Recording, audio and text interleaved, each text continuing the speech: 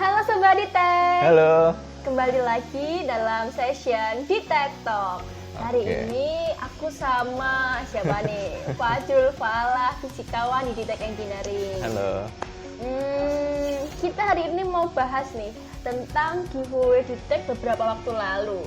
Pertanyaannya simpel sih, cuma jika kamu sebagai inovator, kamu mau bikin apa? Ternyata jawabannya itu lucu-lucu. Masa? Iya dong, lihat lucu-lucu. Ini bagus-bagus tau. Iya toh. Nih, aku udah ngumpulin beberapa pertanyaan dan Oke. Aku tak sambil lihat di HP ku ya, iya, biar gampang. silahkan. Lucu-lucu Mas, tapi ternyata orang-orang tuh punya ide yang lucu tapi keren gitu loh Mas. Yang kita nggak mikir, tapi ternyata orang lain kepikiran. Contoh? Mau bikin alat gali kubur Mas. Itu kan bagus Ya kan, pakai ya? cangkul toh. Enggak, ini yang otomatis. Oh In the gitu. face of pandemic kayak gini kan, kalau gali kubur secara manual kan riskan ya. Dia tuh mau bikin alat gali kubur yang otomatis.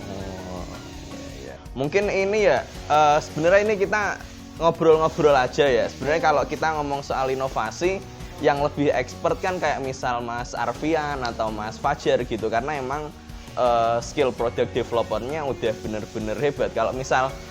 Kalau aku kan istilahnya cuman teori-teori tok gitu loh, nggak sampai aku bukan orang yang sampai akses langsung ke manufacturing dan lain-lain. Jadi mungkin juga mungkin nggak 100% lengkap yang aku bahas, cuman dari segi teoritisnya lah, dari idenya aja.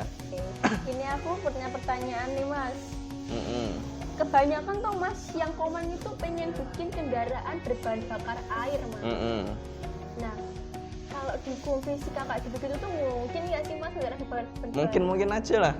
Udah ada juga kok. Oh iya toh. Sebenarnya nggak langsung lewat air sih, tapi airnya dikonversi dulu, di elektrolisis jadi hidrogen sama oksigen. Nah, hidrogennya ini yang dipakai untuk bahan bakar airnya.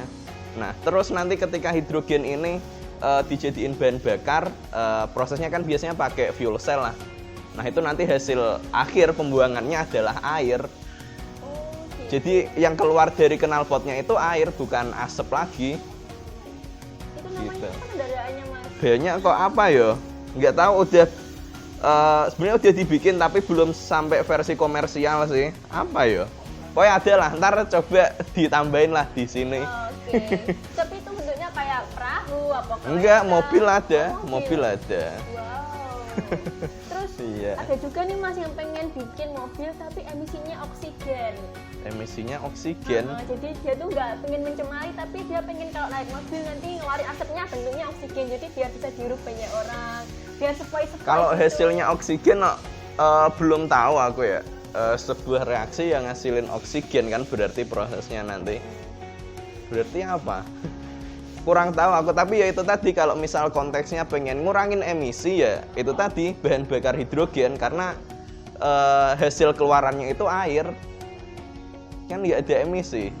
Kalau keluarnya air nanti jalannya basah terus dong Mas. Enggak lah, keluar air kan, air itu bisa berbagai bentuk toh, nggak semuanya bentuk cair tapi bisa aja bentuk gas. Jadi bentuknya uap air gitu. Wow. Gitu sih. Masih banyak banget nih Mas.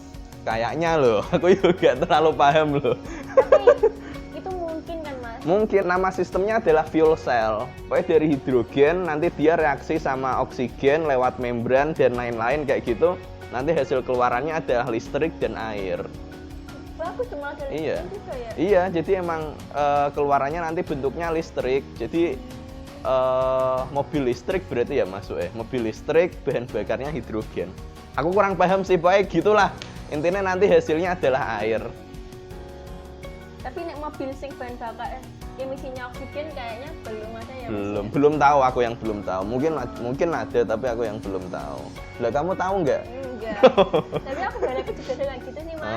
Jadi misalnya kalau kita itu duduk di kota besar kan Mas, naik mobil gitu loh, macet tuh nggak sesek.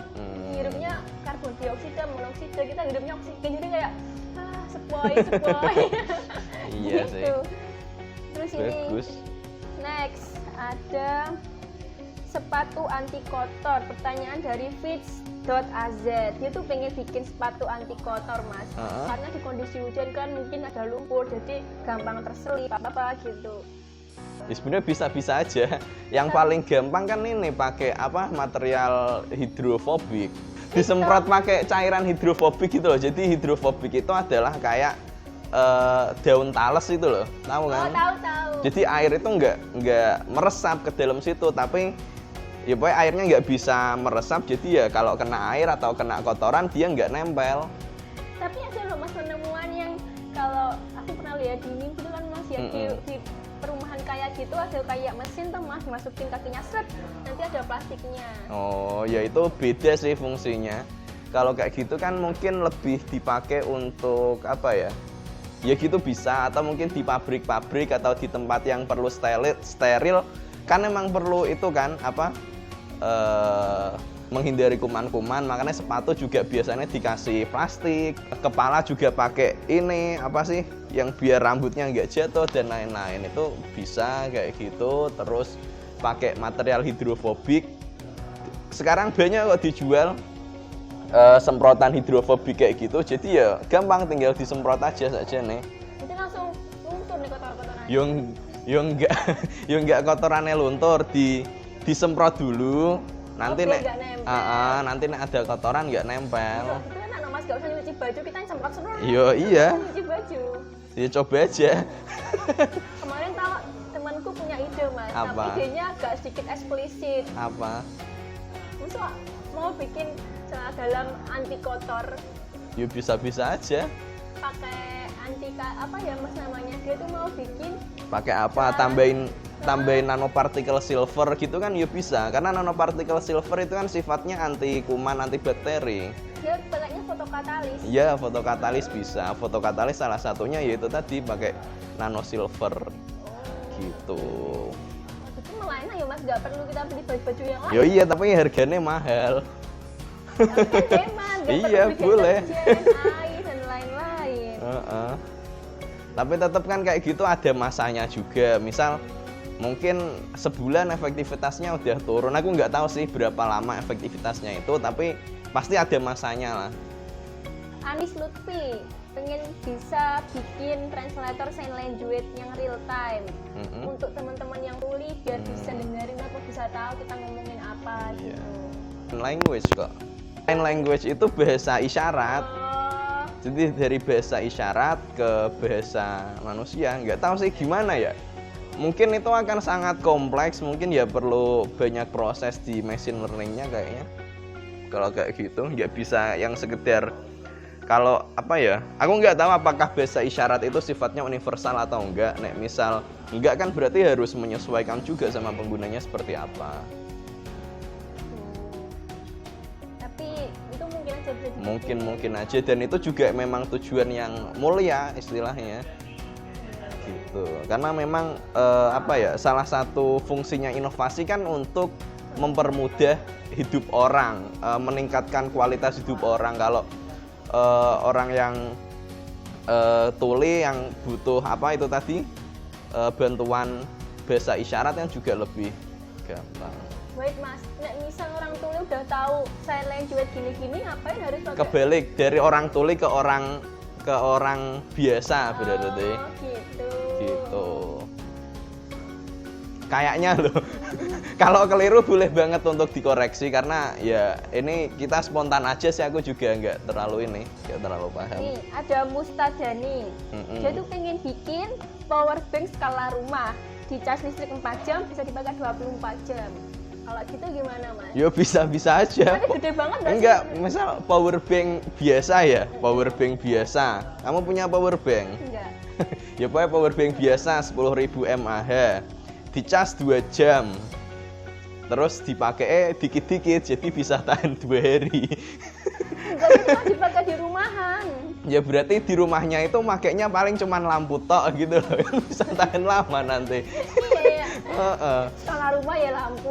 Iya, ya tergantung. Sebenarnya kayak gitu kan tergantung sama apa? Input sama output penggunaan listriknya. Nek emang penggunaan listriknya dikit ya bisa lebih tahan lama. Tapi nek mungkin di sini konteksnya input sama outputnya sama, yo nggak bisa karena kita tarik lagi kan ada hukum kekalahan energi. Kalau misal yang masuk energinya itu 10, misal berapa ya, 10.000 joule ya, yang keluar ya maksimal 10.000 joule atau kurang, nggak bisa kalau lebih dari itu. Ada lagi, dari Tito Akbar 22. Dia tuh ingin bikin alat pengubah air laut menjadi air siap minum secara makro. Betul itu. Betul. Iya betul. Ya betul. Bisa nggak sih Mas kayak gitu? Ya mungkin bisa-bisa aja kalau misal dikerjain, berusaha ya bisa, atau nanti dicari-cari caranya gimana. Tapi dari sisi reversible-nya Mungkin aja ngubah air laut jadi air minum kan ya bisa toh. Garamnya banyak banget. Ya makanya disaring. Gitu nanti airnya jadi. Enggak lah. Ya bisa lah itu, dan itu memang benar kebutuhan air bersih itu makin meningkat setiap tahun. Karena banyak orang lahir juga butuh. Iya, salah satu problemnya sekarang kan apa? Krisis air bersih kan. Bukan krisis air tapi krisis air bersih. Gitu. Soalnya ngolah air laut pun itu butuh energi yang besar, jadi juga nggak gampang. Tapi bisa dilakukan dan itu emang penting. Tapi mungkin 10 tahun lagi ada kayak gini ya Mas ya? Sekarang aja ada loh, aku yakin pasti udah ada sekarang. Cuma belum begitu. Udah rame tapi kitanya aja orang-orang awam yang nggak tahu. Mungkin aja kan, mungkin pabrik air minum itu ngolahnya dari kayak gitu kan, mungkin aja kita yang nggak tahu. Kalau pakai, kan aku pernah lihat tuh Mas di TikTok tuh, yang kayak sudah gitu langsung bersih kayak air sungai. Oh gitu, iya, bisa. Bersih. Iya. Apa sih itu namanya? Live straw kalau nggak salah aku sering. Iya, kan ada proses, mungkin ada saringan-saringannya kan itu. Kalau yang live straw itu kan bukan air laut kayak ya, tapi air sungai atau apa gitu. Soalnya kalau garam itu kan dia kalau udah larut lebih tipis lagi, prosesnya juga lebih susah. Nih, Agasa Rianto mau bikin mesin ATM beras untuk ketahanan pangan pasca pandemi COVID-19 di kelurahan. ATM beras bisa direfill oleh donatur. Keren. Itu paling pakai alat yang kayak di rumah itu loh Mas, yang buat Iya, beras, iya. nanti dikucurin, gitu kali ya. Ya itu sebenarnya sistemnya sederhana, lebih ke apa ya? Mekanisme sosialnya sih itu lebih banyakannya. Iya kan, kalau soal mekanisme kan gampang tuh bikin kayak gitu. Tapi yang lebih susah adalah sistemnya, sistem sistem keseluruhan gitu loh, gimana orangnya mau kayak gitulah biar sistemnya bisa berjalan. Jadi kayak penemuan apapun tetap iya, gitu ya, karena memang semua penemuan itu semua produk inovasi itu sangat kompleks. Kita nggak bisa cuman sekedar mikirin mekaniknya aja. Sama kayak yang tadi yang sebelumnya mungkin aku belum bahas juga, tapi ya itu setiap produk inovasi itu harus dipikirkan juga gimana nanti cara orangnya makainya, gimana sih caranya, gimana biar orang tertarik menggunakannya. Karena misal produk itu produknya bagus tapi penyampaiannya jelek, ya bisa aja nggak kepake. Kayak terus, gitu. Kayak gitu juga harus mikir nggak sih Mas, kayak keberlanjutan kalau mau bikin sesuatu nih, bukan asal bikin tapi mikir bahan bakunya nanti kalau udah settle gimana. Iya, benar. Ya kalau emang udah dalam skala yang lebih besar harus mikir lebih kompleks lagi, ada supply chain manajemennya seperti apa dan lain-lain. Lagi kok organisasi lucu ya, ini ada ZW3D official bikin EKTP yang bener-bener nggak perlu difotokopi lagi. Wah, pemerintah nih. No comment aku no comment aku. Takut. Ups. Apalagi ya. Kayaknya masalah kompleks banget Mas. Iya, ya itu tadi kan makanya nggak cuman sekedar produknya tapi sistemnya seperti apa. Itu kan sebenarnya lebih ke yang sistemnya. Kalau secara produknya mah bisa-bisa aja. Harusnya bisa dibilang gampang lah ya, walaupun nggak gampang banget lah. Ini ada Xurix X_. Kalau aku sih mau bikin kursi anti capek. Based on story, Ruri ini rumahnya tuh deket sama kayak puan ibu-ibu yang usahanya tapi banyak duduknya gitu loh. Di perusahaan benang rami kerjanya itu duduk, jadi dia pengen bikin alat yang biar nggak capek. Mungkin pakainya apa? Kursi pijet. kursi pijet yang masukin uang itu loh. Itu mahal juga loh Mas. Oh iya toh. Tapi kalau kursi kayak gitu kan relax, jadi kalau kerja juga gak efektif. Mungkin dia pengennya kursi yang benar-benar buat duduk yang efektif, tapi juga yang nggak bikin capek. Aku tahu solusinya Mas. Apa? Biar orang jadi. Itu kan udah nggak mahal 50.000 doang kan Mas. Iya. Sambil kerja dipujitin kan. Gitu ya, iya. Atau ya itu kalau misalnya yang lebih apa ya, lebih simpel ya emang kursinya diatur sedemikian biar lebih nyaman gitu. Sa_Azam. Saya ingin membuat web yang bisa ngecas. Jadi setiap orang yang mampir ke website saya bisa ngecas tanpa kabel. Dengan begitu tak ada baterai lowbat atau baterai HP rusak atau bocor. Nantinya kita tidak memerlukan power bank lagi kalau mau berpergian jauh. Mungkin dia pengennya tuh kayak kita buka websitenya dia tahu Azam, terus dia langsung tinung ngecas gitu. Oh, mind blowing sih. Nek bisa beneran keren loh. Keren banget, kayaknya aku bakal jadi Iya. orang nomor 1 yang SEO. Bakal dicari banyak orang tahu. Mungkin ini sih, oke, itu sebuah konsep yang sangat keren, menarik, dan untuk memungkinkannya berarti ya apa ya? Untuk memungkinkan teknologi seperti itu mungkin kita perlu transmisi listrik wireless dulu. Sama sih kita bikin Iya. Mi air charger yang nggak pakai kabel. Oh iya, gitu kayak ya. gitu ya. Jadi kita perlu teknologi itu dulu, listrik wireless. Jadi kalau misal itu udah bisa ya, kita ngisi listrik udah nggak pakai kabel lagi. Kalau sekarang kan udah bisa tuh wireless charger, tapi masih harus deket kan. Nah ini gimana caranya nanti wireless chargernya dari Indonesia sama mana misal Malaysia gitu. Wow. Tapi kalau gitu bikin radiasi nggak sih Mas kalau wireless? Yo charger? nggak tahu aku.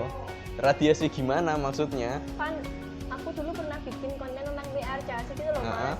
Dia tuh bisa ngecas pokoknya 5 meter dari minyak itu. Iya. Terus banyak orang yang komen gini, apa enggak radiasi nanti apa Maksudnya enggak radiasi itu gimana Maksudnya tuh? kan dia jauh kan, kayak ini di sini ada charger nih, Ah, ah. nanti aku di sini udah bisa ngecas. Ah. Lah apa enggak radiasi kan ini kan kok bisa masuk ke sini? Iya, maksudnya radiasi itu radiasi apa? Iya. Radiasi itu kan sebuah proses. Radiasi kena listrik tadi, kita enggak kesetrum apa gimana? Ya enggak. Tuh. Ya misal kita enggak ada receivernya, ya enggak kesetrum loh. Tapi aman. Yo insya Allah, aku ya belum tahu. Ini yang terakhirnya ada dari Febri Susanto. Melanjutkan karya dari Tesla, Wondercliff Tower, agar masyarakat bisa mendapatkan layanan listrik lebih murah daripada sekarang. Gimana tuh Mas Raju? Bagus Iya. banget sih. Dia pengen- Iya bagus, benar. Sebenarnya nek misal bisa ya emang harga listrik ditekan biar apa ya? Nah harga listrik murah kan kemungkinan proses kemajuan teknologi juga lebih cepat. Tapi mungkin di sini yang aku garis bawahi adalah tentang Wondercliff Tower-nya. Karena gimana ya? Wondercliff Tower ini banyak apa ya? simpang Banyak siur. ya nggak simpang siur sih sebenarnya, konspirasi gitu loh. Konspirasi disebut Wondercliff Tower ini adalah sebuah pembangkit listrik bikinannya Tesla yang itu pembangkit listrik gratis untuk semua orang, tapi kemudian investornya nggak seneng dan project Wondercliff Tower ini dimatiin gitu. Padahal ya nggak kayak gitu. Wondercliff Tower itu adalah sebuah projectnya Nikola Tesla yang kaitannya sama wireless power transmission, ya listrik wireless gitu loh. Ini nyambung kayak yang pertanyaan sebelumnya tadi kan. Dan itu listrik wirelessnya dia pakai bahan. Dan untuk Tesla itu dia listriknya juga pakai sumber dari batu bara. Jadi ya sama aja. Kayak ya.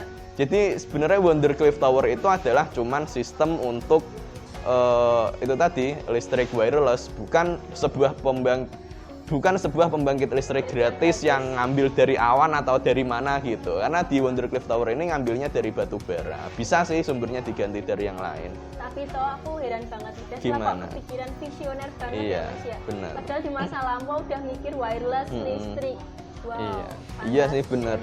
Nikola Tesla itu emang salah satu ilmuwan yang visioner banget, yang kita bahkan nggak mikirin yang sekarang aja, kita belum mikirin, dia udah mikirin dari dulu.